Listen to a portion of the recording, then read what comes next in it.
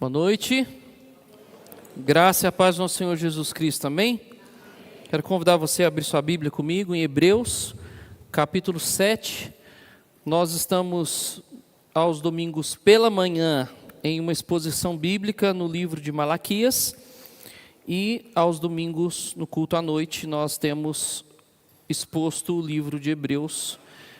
Então hoje nós iremos ler o capítulo 7 todo.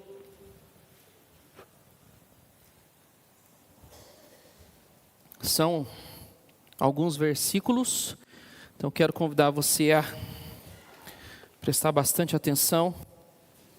Não é um texto fácil, mas nós cremos que, pelo poder do Espírito Santo, ele nos dará o entendimento, não só histórico da passagem, mas uma aplicação prática, que nós possamos sair daqui alimentados pelo poder do Espírito Santo de Deus. Então acompanhe comigo a leitura, Hebreus capítulo 7.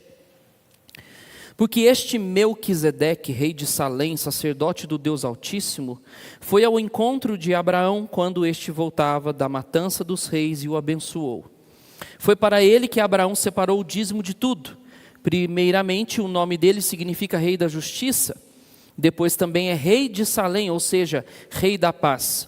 Sem pai, sem mãe, sem genealogia, ele não teve princípio de dias, nem fim de existência, mas feito semelhante ao Filho de Deus, permanece sacerdote para sempre. Vejam como era grande esse a quem Abraão, o patriarca, pagou o dízimo, tirado dos melhores despojos.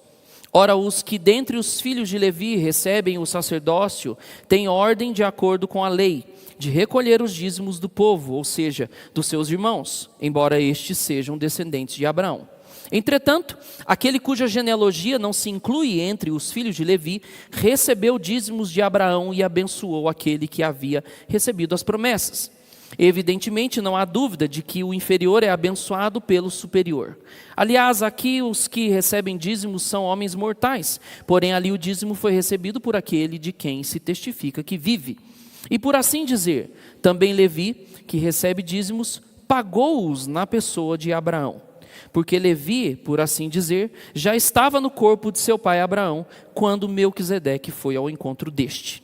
Portanto, se a perfeição fosse possível por meio do sacerdócio levítico, pois foi com base nele que o povo recebeu a lei, que necessidade haveria ainda de que se levantasse outro sacerdote segundo a ordem de Melquisedeque e não segundo a ordem de Arão?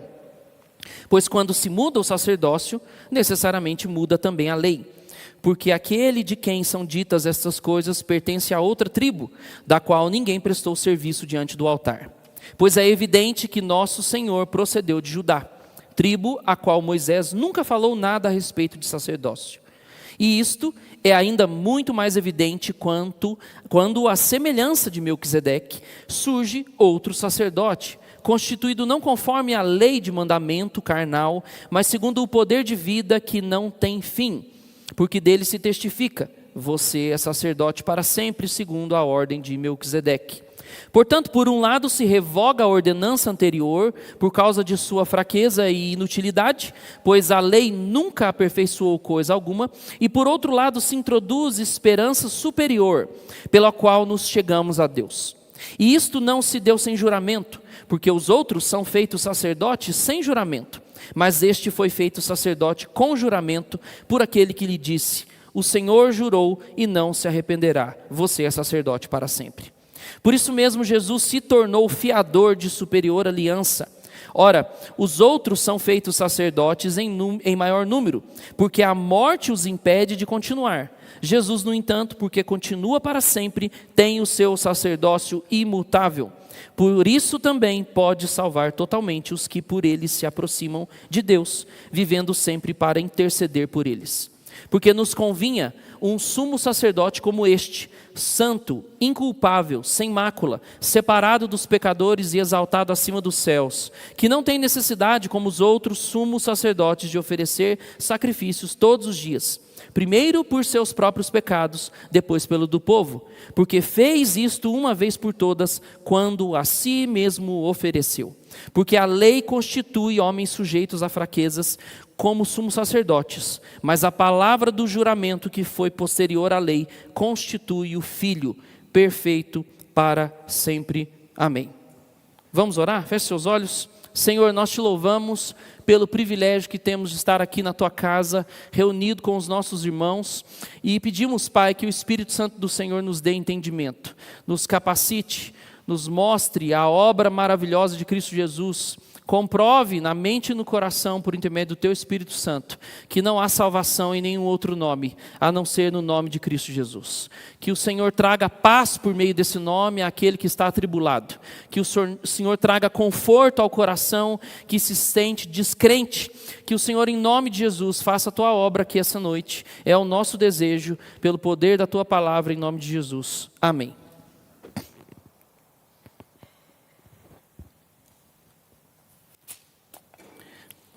Carta aos Hebreus é uma carta onde o autor, ele procura demonstrar de diversas formas que o reinado de Cristo, que o sacerdócio de Cristo, que Cristo é então a centralidade de todas as coisas e ele é infinitamente superior. Quando nós olhamos para Hebreus, nós vemos de ponta a ponta uma centralidade: Cristo.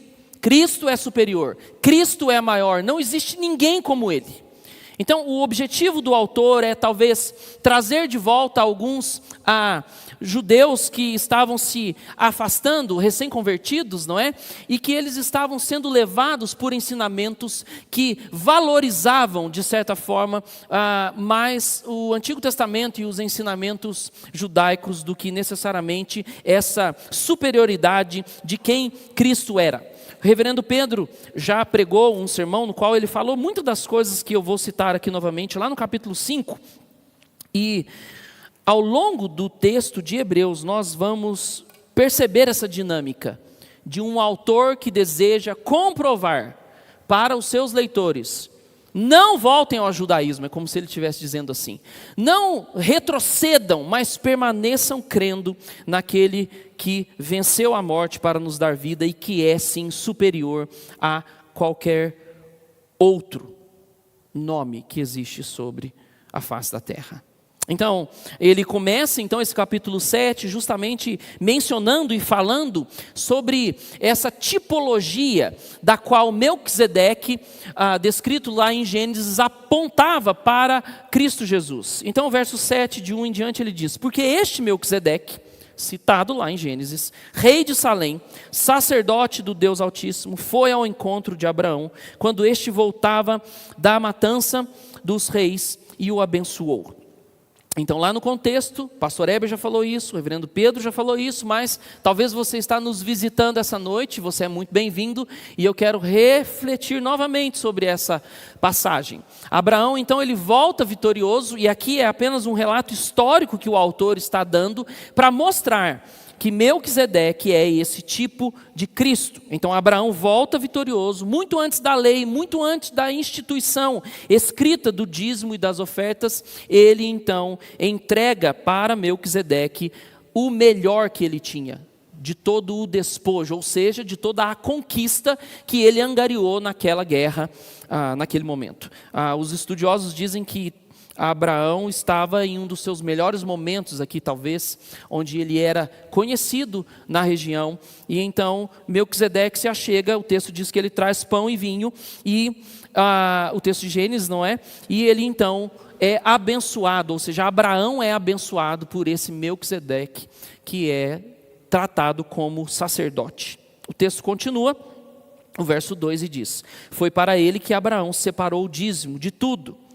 Primeiramente, o nome dele significa rei de justiça. Depois também é rei de Salém, ou seja, rei da paz.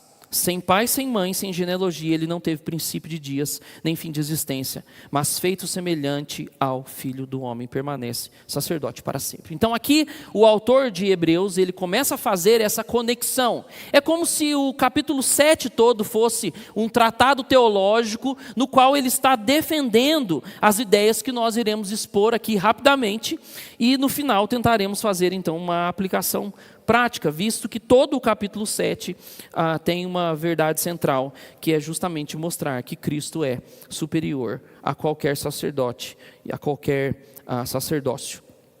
Então, nesse início do verso de 1 a 3, ele deseja fazer essa conexão com o Melquisedeque no Antigo Testamento, mostrando que Melquisedeque, na Escritura, ele é alguém definido, né? Não só no significado do seu nome, que ele diz no verso, parte B do verso 2, o nome significa Rei da Justiça. E depois também Rei de Salém, ou seja, Rei da Paz. Então ele faz essa conexão com o nosso Cristo, porque hoje nós cremos que o nosso Cristo é um Rei de Justiça, que não existe um Rei tão justo quanto Ele. Nós também cremos que Ele é um Rei que estabelece a paz. Não uma paz terrena, mas essa paz conectada com Deus. Ele é aquele que assume a maldição do madeiro, a maldição que era prevista para mim e para você, e ele então estabelece a paz, na qual eu e você então podemos ter contato, conexão, relacionamento, não só com Cristo, mas com Deus, tendo a intermediação desse sacerdote, que é Cristo Jesus. Então, ele faz essa conexão com Melquisedeque, e você vai entender daqui a pouco por que ele faz essa conexão. Então, continuando o texto, ele, depois de fazer essa conexão histórica com o texto de Gênesis, mostrando quem era Melquisedeque, o significado do seu nome, o significado do lugar onde ele reinava, mostrando que ele não é registrado genealogia, nós cremos que ele é alguém histórico que existiu, porque a Escritura assim o declara, mas ele então mostra as conexões que esse Melquisedeque tem com Cristo.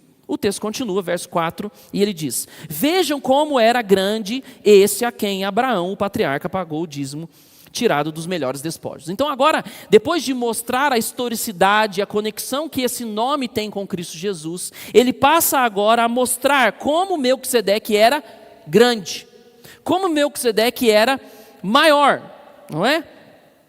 E vamos lá, acompanha o texto comigo, não desanima não. Verso 5.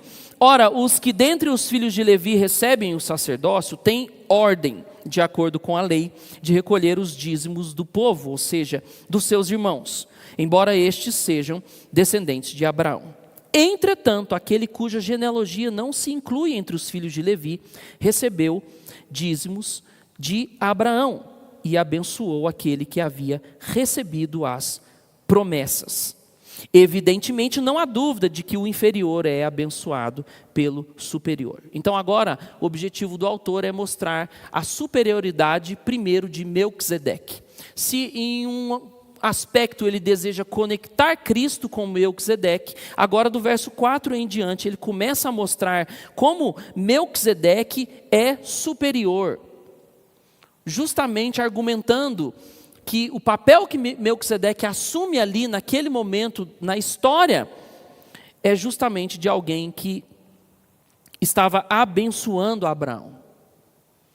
E abençoando Abraão, e aí ele faz a conexão dos versos seguintes, abençoando também Levi, de onde os dízimos eram recolhidos. O texto continua dizendo, verso 8, ele diz: aliás, aqui os que recebem dízimos são homens mortais. Porém, ali o dízimo foi recebido por aquele de quem se testifica que vive. E por assim dizer, também Levi, que recebe dízimos, pagou-os na pessoa de Abraão. Porque Levi, por assim dizer, já estava no corpo do seu pai Abraão, quando Melquisedeque foi ao encontro deste. Então, o objetivo do autor aqui agora é mostrar como Melquisedeque, ou o sacerdote de Melquisedeque, o sacerdócio desse homem é superior e ao mesmo tempo diferente daquele instituído lá em Levíticos.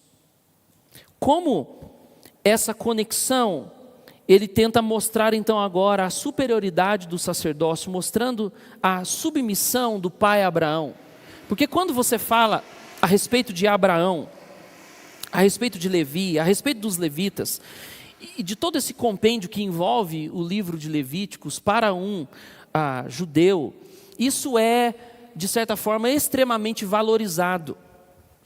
Então, aqui encontra-se uma tentativa desse teólogo, se eu assim pudesse dizer, de comprovar aos seus leitores da época, aos estudiosos da época, aos judaizantes da época, de que o fato desse Melquisedeque não ter genealogia, ter sido mencionado antes mesmo da criação da lei, o fato dele estar aqui abençoando Abraão, esse é um ponto importante, o fato dele estar recebendo os dízimos desse homem, e disse Deus, haja luz, viu só?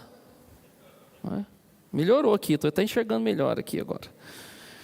Então, a conexão é justamente essa, é comprovar para um descendente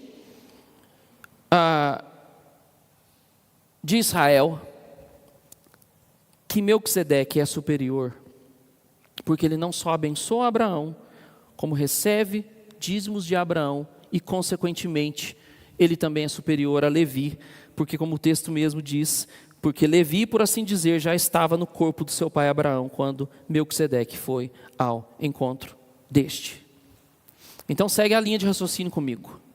Ele apresenta Melquisedeque histórico, faz as conexões desse nome com Cristo. Agora ele mostra que Melquisedeque é superior a Abraão, que ele é superior, inclusive, ao sacerdócio, e o texto continua. Portanto, verso 11, se a perfeição fosse possível por meio do sacerdócio levítico, pois foi com base nele que o povo recebeu a lei, que necessidade haveria ainda de que se levantasse outro sacerdote, segundo a ordem de Melquisedeque, e não segundo a ordem de Arão? Pois quando se muda o sacerdócio, necessariamente muda também a lei, porque aquele de quem são ditas essas coisas pertence a outra tribo, da qual ninguém prestou serviço. Então agora ele adentra um outro campo, que ele vai comprovar ainda mais no verso 18 e 19, a gente vai falar sobre isso daqui a pouco, que é mostrar para um israelita nato, mostrar para um judeu nato, que a lei em si, ela não tem poder. De que o fato de você ter alguém, um sacerdote, que é prescrito na lei, que exerce as suas funções, não tem o poder de aperfeiçoar os seres humanos.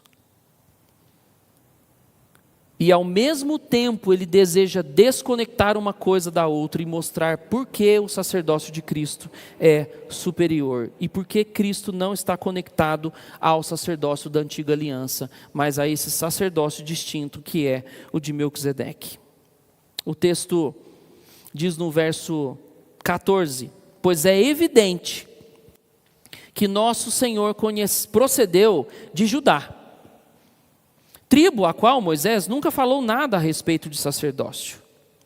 E isso ainda muito mais evidente quando, à semelhança de Melquisedeque, surge outro sacerdote, constituído não conforme a lei de mandamento carnal, mas segundo o poder de vida que não tem fim. Então, o objetivo do autor é mostrar que se um judeu ele deseja retornar a essa convicção de que o sacerdócio embasado nas questões relacionadas ao pai Abraão, a Arão, a Levi, tudo isso não tem o poder de transformar a vida das pessoas. A lei por si só não tem esse poder. Então agora ele faz essa conexão, mostrando que Cristo, era necessário que Cristo fosse descendente não da tribo de Levi, mas da tribo de Judá, mostrando essa interconexão com o sacerdócio de Melquisedeque. O verso 17 diz assim: porque dele se testifica, você é sacerdote para sempre, segundo a ordem de Melquisedeque. Esse texto é um texto escrito pelo salmista Davi, em Salmos 110, o verso 4, e ele é citado até agora provavelmente umas 5 ou 6 vezes, trazendo novamente essa reflexão. Novamente eu volto a dizer, talvez para você não faz muito sentido todas essas citações, mas é preciso a gente entender que o objetivo do autor era convencer pessoas que realmente sabiam sobre o que ele estava dizendo e sobre aquilo que ele estava falando. Então, o autor aqui, ele volta lá em Salmos para tentar mostrar e comprovar que Deus já havia, por intermédio do salmista, dito que Cristo Jesus não procederia da tribo de Levi, mas procederia da tribo de Judá e estaria conectado a esse sacerdote que é antes da lei, que é antes dos sacrifícios, que é antes de Abraão e que por isso é infinitamente superior. Por isso ele faz isso usando o salmista Davi, Salmo 110, verso 4, profetizando a respeito desse novo sacerdote, Cristo Jesus, aquele que é eterno, aquele que transforma realmente as vidas e os corações.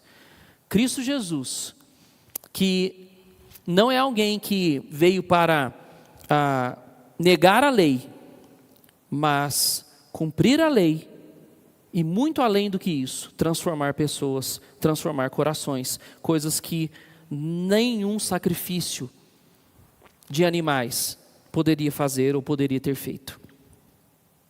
O texto continua, verso 18.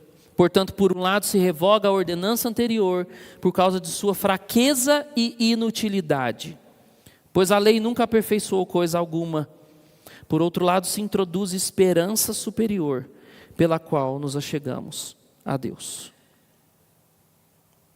Então, agora nós chegamos num ponto talvez central desse texto, na qual o autor afirma categoricamente: por um lado se revoga a ordenança anterior por causa de sua fraqueza e inutilidade. Eu poderia talvez fazer uma conexão com a realidade que a gente vive, para a gente tentar entender o que esse verso quer dizer. Sabe quando você tenta mudar alguma coisa na sua vida, por intermédio de alguma coisa, e você não sai do lugar? Você está há anos pedindo transformação em alguma coisa, mudanças reais em alguma coisa, mas você não consegue essa mudança real. Vira ano após ano e nada acontece. É isso que esse verso está dizendo. Se nós estivéssemos conectados à lei, se nós estivéssemos conectados ao sacrifício do Antigo Testamento, não existiria esperança. Não existiria esperança. É por essa razão que quando nós olhamos para o Antigo Testamento, às vezes nós ficamos irritados com um povo de dura cerviz. Porque é um povo que parece que não vai para frente. Texto após texto. Tem um período de paz, um período de compreensão e logo após isso, um período de destruição. Então, é por isso que o autor de Hebreus deseja comprovar, e novamente eu enfatizo, para um judeu que colocava e que tinha essa força da lei na sua mente, ele diz, por causa da sua fraqueza e inutilidade. Não inutilidade no sentido assim, vamos jogar a lei fora porque ela não presta para nada, mas no sentido de aperfeiçoamento, no sentido de transformação. É por isso que o fariseu não é transformado, irmãos. É por isso que se você olhar para a Escritura só como um livro de regras que você precisa cumprir, você nunca será transformado. Porque a transformação real da qual nós queremos vivenciar, ela está encravada em uma pessoa que não só transforma comportamentos, mas transforma o coração. Então, muitas vezes nós não alcançamos o objetivo da transformação que eu mencionei anteriormente, não é porque Deus não tem o poder de nos transformar mais, mas é porque talvez nós estamos embasando a nossa transformação no lugar errado, na lei, na capacidade que eu, no meu braço, tenho de cumprir a lei. E então o autor está tentando comprovar para mim e para você fraqueza e inutilidade. Porque o que transforma a nossa vida, o que tem o poder de transformar o nosso ser, é Cristo Jesus, porque Ele é superior. Ele é superior a Melquisedeque, Ele é superior a Abraão, Ele é superior a Levi, Ele é superior a todas as coisas. Somente a magnitude de Cristo e do poder do seu Espírito pode transformar corações. O verso 19 diz: pois a lei nunca aperfeiçoou coisa alguma. E por outro lado, se introduz esperança, com certeza, superior, pela qual nos achegamos a Deus. E essa esperança superior é Cristo Jesus.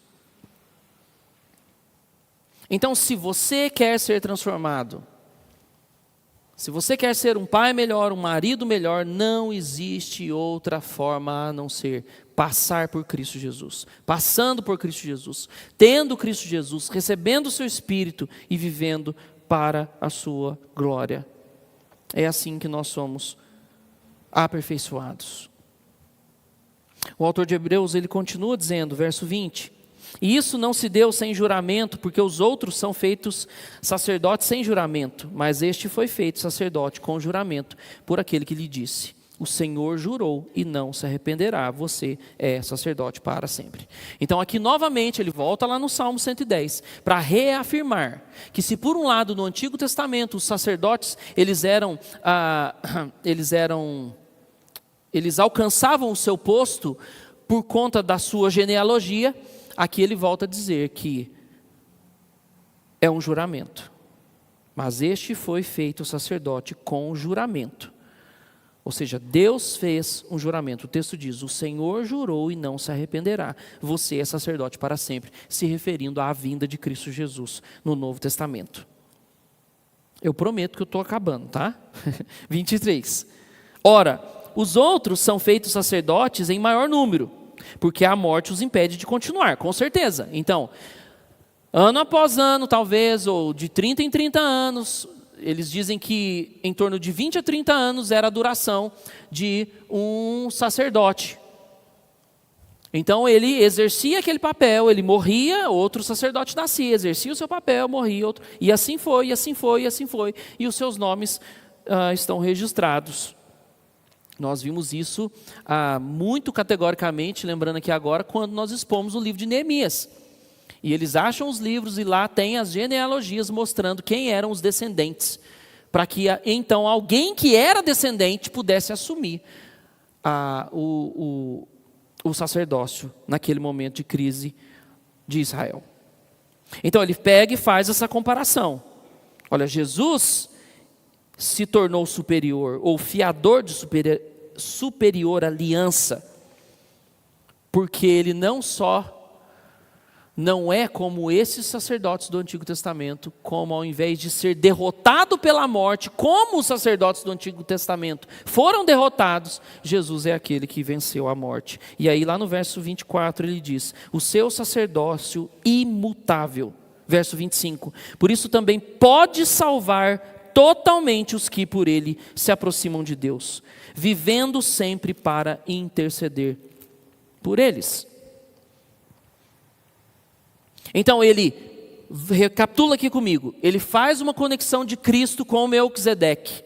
Ele mostra que Melquisedeque é superior a Abraão, a Levi, e que esses homens pagaram dízimo a ele, e Melquisedeque então abençoou a vida de Abraão, tentando comprovar na mente de um israelita de que ele é superior e é realmente superior, e talvez quebrar aquela adoração existente ao nome de Abraão. E então ele faz uma conexão de Cristo sendo superior a Melquisedeque. Então Melquisedeque está aqui, é superior a Abraão, mas Cristo está aqui. Ele é superior a todos eles. O texto continua, porque nos convinha, verso 26, porque nos convinha um sumo sacerdote como este, santo, inculpável, sem mácula, separado dos pecadores e exaltado acima dos céus, que não tem necessidade como os outros sumos sacerdotes de oferecer sacrifícios todos os dias, primeiro por seus próprios pecados, depois pelo do povo, porque feito isto uma vez por todas, quando a si mesmo ofereceu. Porque a lei constituiu homens sujeitos a fraquezas como sumos sacerdotes, mas a palavra do juramento, que foi registrada lá no Salmo 110, foi posterior à lei, constituiu o Filho perfeito para sempre. Então Melquisedeque é grande, porque aponta para um sacerdócio diferente. Melquisedeque é grande, porque não aponta para esse sacerdócio falido, que não tem o poder de aperfeiçoar. Mas Cristo Jesus é ainda maior, porque ele não apenas aponta, ele é a realidade final. Então quando nós olhamos lá em Gênesis, Melquisedeque toma pão e vinho, e abençoa Abraão. Depois nós olhamos para a promessa, que Deus usa a vida do salmista para retratar no Salmo 110. E agora nós temos aqui um teólogo fazendo uma explanação no capítulo 7 todo, para mostrar a superioridade de Cristo. E isso tudo estava apontando para uma realidade. É como uma maquete. Você chega lá para comprar um apartamento e tem uma maquete bonita lá, aí você compra o apartamento. Aí o apartamento fica pronto. Aí já imaginou se o corretor de imóveis chegar para você e falar assim, aqui o seu apartamento, e te dar a maquete de presente? Que loucura que é essa? Você quer o apartamento. Você comprou uma promessa de que algo ia ser construído. E você ia ter um imóvel pago. Então é mais ou menos isso. Um exemplificar bem mais ou menos, né? Então nós estamos olhando para uma promessa que agora é realidade real. Realidade real. Ficou ruim, hein? Nossa, ficou ruim. Mas deu para entender. Cristo é real, esse é o ponto. Cristo não ficou lá atrás. Cristo não ficou nos descritos do Novo Testamento. Cristo está aqui agora. Ele ainda tem poder para transformar as nossas vidas. Porque Ele é superior. Ele é superior. Então, talvez para você, o capítulo 7 não faça muito sentido, porque você não está aprisionado a essas questões da lei, talvez, ou está, não sei. Mas nós não estamos com essa mente de um judeu desse século. Nós não estamos. Mas existem tantas outras coisas que estão dizendo para você, Cristo não é superior. Por que você não tenta mais uma vez sozinho? Tenta de novo sozinho, você vai dar conta. Faz mais uma promessa na virada do ano, quem sabe esse ano vai. Então, se por um lado nós não estamos subjugados por essa lei, com esse pensamento ou com esse desejo de trazer de volta os artefatos do Antigo Testamento, por outro lado, existem inúmeras coisas que estão tentando abafar na nossa mente e no nosso coração a superioridade de Cristo Jesus. E nós não podemos ser negligentes, irmãos, e permitir que essas coisas minimizem, menosprezem aquilo que Cristo representa, quem Ele é, o seu poder, da sua morte e da sua ressurreição. Eu disse que muitas vezes nós não estamos aprisionados na lei, mas você quer ver uma coisa que às vezes aprisiona a gente e tem tudo a ver com um coração de um fariseu? É quando a gente lê um texto bíblico de algo que a gente precisa fazer, e aí a gente consegue fazer, mas aí a gente vê o outro que não está conseguindo fazer, e a gente começa a questionar a vida daquela pessoa, ou a espiritualidade daquela pessoa, ou a forma como aquela pessoa vive. E isso é uma atitude de um bom fariseu. Eu não faço o que eu faço porque Cristo é o centro. Eu não faço o que eu faço porque Ele é superior. Eu faço o que eu faço por causa do meu reino, do meu ego e da minha vontade de provar para você que eu sou melhor. Então Cristo não está nisso, porque no reino dele nós devemos ser como aquele que serve. Nós não estamos aqui tentando provar um para o outro qual reinado é maior. Nós deveríamos estar submissos àquele que já reina. Nós deveríamos estar submissos àquele que já tem um reinado. As nossas decisões deveriam ser tomadas debaixo da autoridade daquele que governa e sempre governará. Como é bom saber que Ele reina e que o meu reinado é tão ridículo perto daquilo que Ele representa. Esse texto traz o nosso coração de volta ao lugar certo, de submissão, não à lei, porque ela não tem poder de transformar, mas de submissão a Cristo. E o capítulo 8, não é? Lá no verso 10, vai dizer assim: porque esta é a aliança que farei com a casa de Israel, depois daqueles dias, diz o Senhor, imprimirei as minhas leis na mente deles e as inscreverei sobre o seu coração. Promessa sendo cumprida em quem? Em Cristo Jesus. Porque é somente por meio de Cristo Jesus que nós podemos viver o Evangelho. Somente por meio dele nós podemos adorar a Deus. Então, eu quero recapitular rapidamente com você algumas coisas que nós podemos esboçar aqui nessa passagem. Primeiro, se você nos visita, se você é membro dessa igreja, mas ainda não teve um encontro com Jesus, não existe salvação em nenhum outro nome a não ser no nome dele. Não existe. Você vai ver gente aí querendo entrar com a arca da aliança dentro da igreja. Você vai ver gente aí querendo vestir a estola sacerdotal e querer fazer, né? Você está rindo, né? E fazer essas patacadas aí na internet. Cara, isso aí é uma blasfêmia contra o nome de Jesus. E o capítulo 7 está mostrando isso. A superioridade de Cristo Jesus. Nós não podemos querer voltar aos rudimentos do Antigo Testamento, da velha aliança. Porque tudo que era apontado lá, apontava para uma realidade, que é Cristo. Então, Cristo é a centralidade da igreja, Cristo é a centralidade da nossa vida, Cristo é a centralidade do Evangelho. Por isso, em nome de Jesus, se você entendeu isso, renda a sua vida a Ele, renda o seu coração, tudo que você tem a Ele. Segundo ponto, você nunca vai encontrar paz em outro nome, a não ser no nome de Cristo Jesus. Nunca encontrará paz em nenhum outro lugar.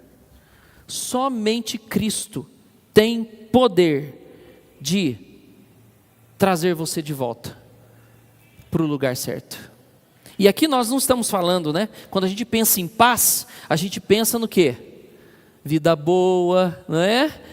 Dinheiro na conta, nenhum conflito interpessoal, tudo assim, ó, zerado, não é? Não é essa paz. A maior paz que foi conquistada para nós naquela cruz do Calvário foi o nosso relacionamento restaurado com o nosso Deus Pai Todo-Poderoso. É essa paz que eu preciso, que você precisa. Porque enquanto a gente estiver aqui, vivendo nesse mundo, lidando com os nossos pecados, lidando com as artimanhas do maligno, meu querido, Não se engane, Jesus não prometeu esse tipo de paz. A paz que ele prometeu foi paz com Deus. Nós vamos experimentar sim alguns momentos gostosos, alguns momentos tranquilos na vida, mas não serão sempre assim. O dia mau chega, como o apóstolo Paulo nos diz. Terceiro, Melquisedeque oferece lá no texto de Gênesis pão e vinho que perecem. Pão e vinho que perecem. Cristo oferece a si mesmo seu corpo, seu sangue, sua vida, para que eu e você possamos encontrar nele toda plena satisfação. Em João 6 ele vai dizer, Jesus respondeu: eu sou o pão da vida, quem vem a mim jamais terá fome, quem crê em mim jamais terá sede. A gente fica buscando saciar o nosso coração em tantas coisas, e eu não sei você, mas às vezes eu me frustro comigo mesmo, porque eu me vejo de novo buscando uma satisfação em algo que não tem poder de me satisfazer. Aí eu caio a ficha, eu falo assim, meu Deus, socorro, volta para cá. E a vida cristã é essa intensa caminhada, onde dia após dia, o diabo nos oferece diversos apetrechos, ou apetites, ou coisas que a gente olha e fala, nossa, que legal, isso aqui vai me trazer um pouco de paz. Isso aqui vai me trazer um pouco de sossego, isso aqui vai, e a gente fica assim, ó, nossa, isso aqui vai aliviar minha alma, isso aqui vai. E a gente nunca tem a alma aliviada. Por quê? Porque a gente se esqueceu do que o autor de Hebreus está comprovando aqui no capítulo 7. Somente Cristo tem o poder de trazer essa plena satisfação. Então, tenha o Cristo declarado nas páginas de Hebreus, como a centralidade da sua vida, como a centralidade da sua história, como aquele que tem o poder de saciar a sua alma, e não só de saciar a sua alma, mas como o próprio Evangelho de João diz, fazer com que de você fluam rios de águas vivas, a tal ponto que você pare de ser chato, pare de ser insuportável, pare de tratar mal sua família, pare de tratar mal seus filhos, porque você está tentando mentalizar, eu não vou fazer, e se esqueceu que é somente Cristo que pode produzir algo em nós.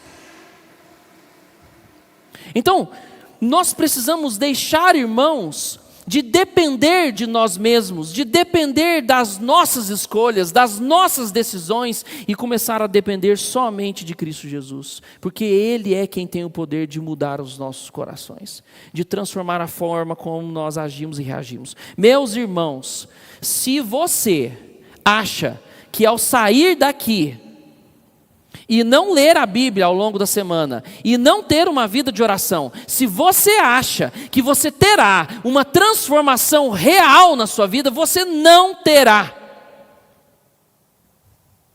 Porque Cristo Jesus morreu em uma cruz para relacionar comigo e com você. Então muitas vezes nós ficamos assim, mas poxa vida, né? Eu queria tanto que isso aqui fosse transformado, eu queria tanto, eu estou me esforçando. Não está. Porque o nosso esforço precisa estar centralizado em amar a Jesus, em buscar a Jesus, em desejar a Jesus, em ter Cristo centralizado na nossa vida, como o autor de Hebreus diz, que Ele está centralizado e é superior em todo tempo, em toda era. Então, em nome de Jesus, é por isso que a Bíblia diz que Deus não se agrada de tolos, porque o tolo diz, nossa, eu queria muito ser transformado, eu queria ser uma melhor pessoa, eu queria fazer isso, eu queria honrar a Deus, mas não se passam de meras palavras, porque uma real transformação acontece quando eu nego a mim mesmo, tomo a minha cruz e sigo Jesus. Então amanhã de manhã, a hora que você levantar, você vai ter uma escolha a fazer. Ou você vai negar a si mesmo, com o desejo de dormir um pouquinho mais, ou você vai negar a si mesmo com o desejo de fazer uma coisa que você gostaria tanto, E você vai falar assim: cara, se eu não me voltar para o Senhor Jesus, eu não tenho para onde ir. Eu não tenho para onde ir. Porque, como nós temos falado, a fé, ela é acompanhada de obediência. Senão a gente fica igual os discípulos, né? Jesus dá um sermão para eles sobre perdoar, e eles só tinham que obedecer, eles só tinham que perdoar. E aí eles falaram o que para Jesus? Ô Senhor, aumenta-nos a fé. E aí Jesus vai e diz para eles assim: rapaz, o seu problema não é fé não, o seu problema é obedecer o que eu estou falando, porque eu sou o Senhor. E eu estou dizendo para você o que você tem que fazer e você precisa fazer. Então muitas vezes, irmãos, esse é o nosso problema. A nossa boca, ela está cheia de palavras e de promessas. Mas o que nós precisamos é obedecer. Então amanhã, eu e você temos essa oportunidade. Não só de entender aonde o capítulo 7 nos leva, mas de dizer realmente ao Senhor Jesus: Deus, eu creio. Eu creio que sem o Senhor não tem para onde ir. Eu creio que sem o Senhor eu não encontrarei paz. Eu creio que sem o Senhor eu permanecerei faminto e sedento para o resto da vida, buscando nos prazeres carnais e terrenos, coisas que somente Cristo pode nos dar. Então, em nome de Jesus, que essa palavra seja realmente uma palavra que nos traga mais próximo dEle, traga-nos mais próximos à sua superioridade, traga-nos mais próximo a esse Cristo maravilhoso que morreu e ressuscitou. Vamos colocar de pé, vamos orar? Senhor, nós queremos te louvar, Pai, porque o Senhor é muito bom. Como nós precisamos de Ti, Pai. Nessa noite queremos declarar nossa dependência do Senhor. Nós queremos declarar, Senhor, que precisamos do Senhor Jesus. Precisamos que Ele renove as nossas forças, precisamos que Ele restaure o nosso ser, precisamos que Ele nos dê fome e sede por esse Deus de paz, de justiça.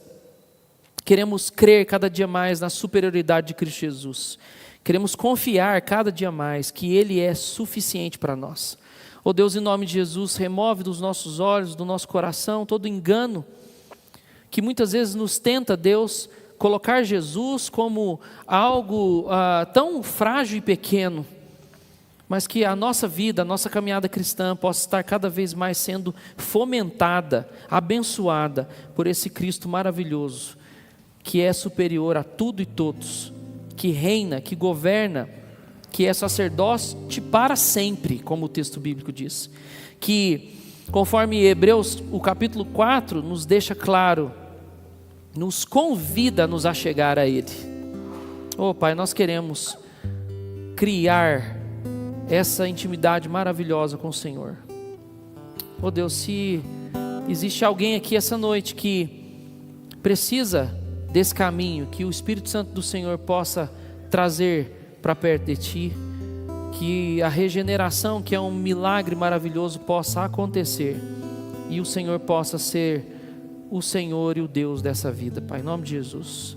Também pedimos por todos nós como igreja, para que nossas decisões semanais sejam caracterizadas com uma fé muito prática nesse Cristo que morreu e ressurgiu.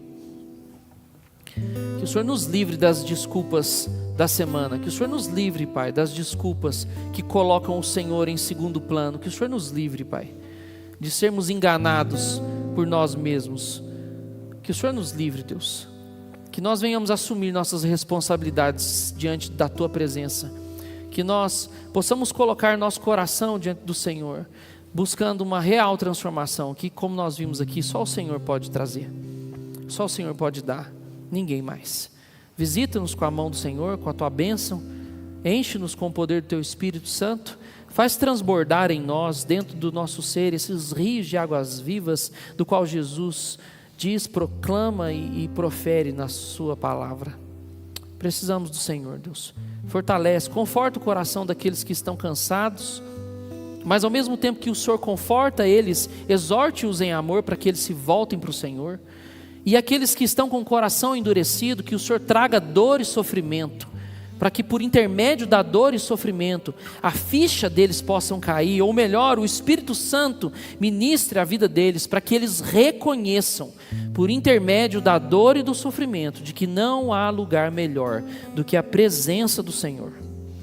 Enfim, Pai, o Senhor é o Deus de milagres, o Senhor conhece o coração de cada um, e o meu desejo é que o Senhor aplique essa palavra ao coração de cada um de nós. Abençoa-nos essa noite. Nós oramos assim, em nome de Cristo Jesus. Amém e amém. Irmãos, e agora que a graça de nosso Senhor Jesus, o nosso superior sumo sacerdote, que o amor do nosso Pai e as eternas consolações do Espírito Santo de Deus repouse sobre todos nós, hoje, para todos sempre. Amém e amém.